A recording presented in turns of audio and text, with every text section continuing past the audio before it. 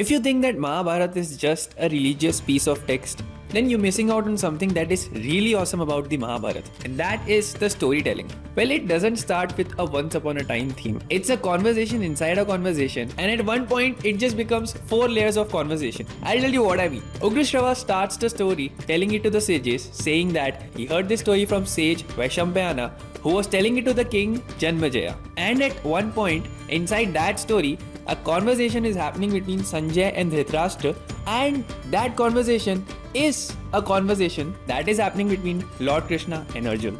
Good luck beating that inception. And it's not just that. You know how we have fillers in animes nowadays? Well, if you read about the Mahabharata, you'll find a lot of stories that are not actually related to the main plot of the Mahabharata. Although these chapters are equally important because these chapters hold some sort of moral value, which in turn helps the reader in their regular life. And that's why we sometimes refer Mahabharata as the 5th Ved, because apart from the stories inside it, it also has a deep sense of ethics and morals. And last but not the least, if you read about the characters written in Mahabharata, they are all very human. For example, Yudhishthir, king of Dharma but loses everything in gambling. Think of Karna, supremely talented but chooses the wrong side. Think of Arjun, he's like the lord of practice and discipline but ends up being arrogant. And these are all very human traits. You see these type of traits all the time, which just tells you that the characters are also well thought out. It's not just a story about weapons and superpowers. It's a well-written masterpiece. There's so much that we can derive from it. But sadly, most of the times we end up debating if these things happened or not.